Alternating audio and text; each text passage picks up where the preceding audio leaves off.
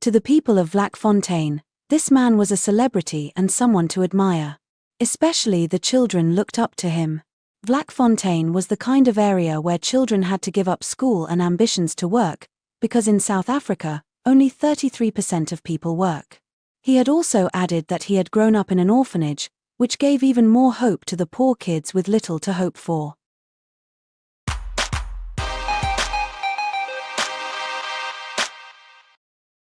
It did not take long before his words dripping with honey had him waltzing into their humble little front door, and the family embraced him as if he was their own. He did his homework on the net and knew all the extended family members' names and all the stories that had been told for generations. According to a relative, who went by the name Toko, he knew every little detail about the family, and there seemed no reason to doubt that he was indeed family.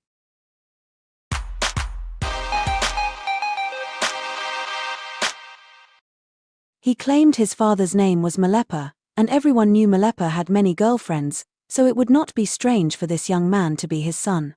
He was charming, polite, and helped with the household chores. He cooked and fetched water, and by all accounts was the perfect houseguest. In a country where migration for work was, and still is, part of life, the tale he told was plausible. To this day many grandmothers raise the children, as the children's parents go to the cities to find work.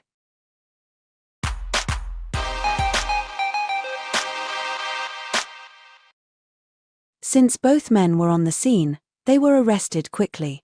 Peter, who seemed to have noticed nothing wrong, and Sibusiso, who turned out to be a man by the name of Ernest, were taken to the police station by the 1st of November. Both appeared in front of the court on the 5th of November.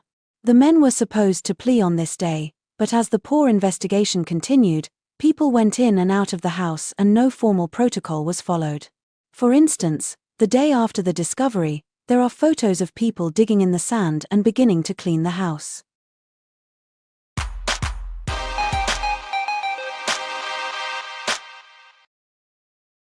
The member of the Executive Council of the police held a conference in front of the house the next day. Along with community members, members of the press and just curious onlookers, they all walked through the house, destroying any evidence that could have been collected.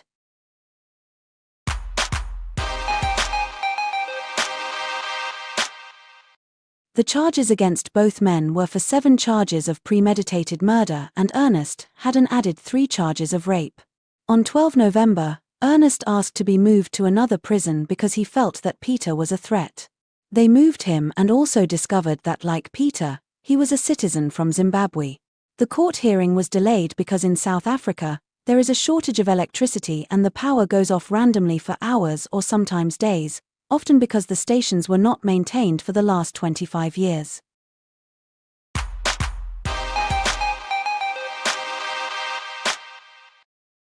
On the 28th of November that the bombshell of what had happened was revealed. Ernest not only claimed that he was forced by Peter to commit the crimes, but it had been years in the making. According to Ernest, he was training as a teacher when he was drugged and kidnapped and forced to go to Cape Town, where he was forced to pack narcotics. According to the conman, he was told that he had a big job to do in Johannesburg and that he was to adopt the name of Sibusiso Corsa.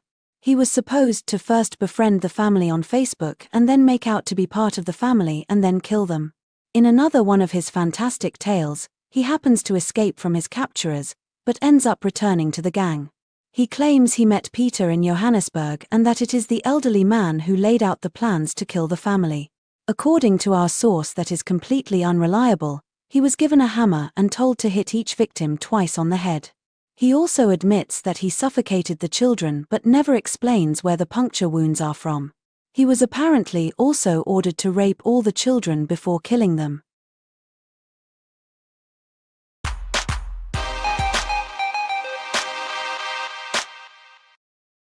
Somewhere between the court records and the news reports, the truth was lost, because it's never clear if it was the children or the adult women who were raped.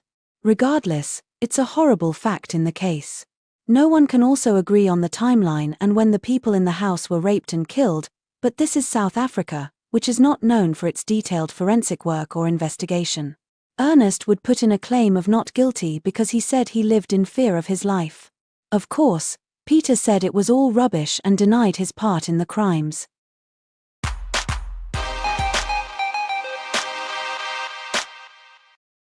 There was supposed to be a trial date on the 4th of December, 2018, but apparently Ernest was sick and in hospital.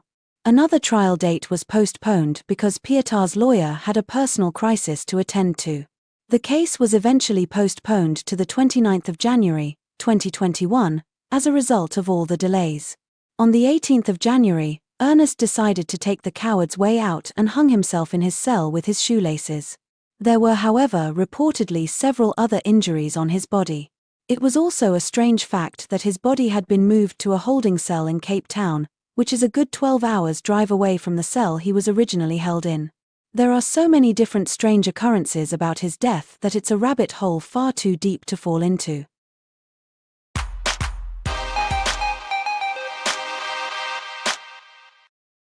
In February, Peter was back in court, but bail was denied because he was a Zimbabwean citizen and there was the fear that he would abscond the moment he had an opportunity.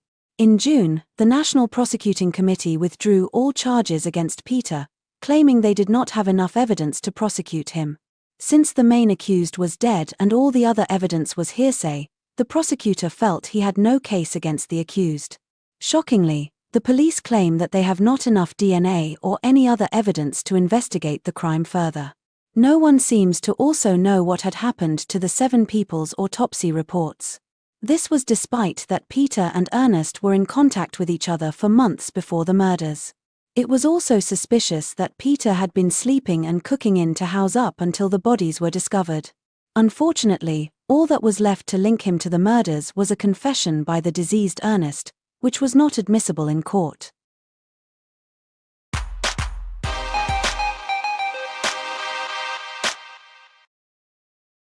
The fathers of the murdered children had to hear about the charges being dropped via news reports and, along with the community, they were livid. They tried to protest and even held demonstrations, but in the end, it was all for naught. Peter was free man and this was one of the worst means of investigations I have ever encountered. No one was held accountable and to this day, the status of the case remains the same.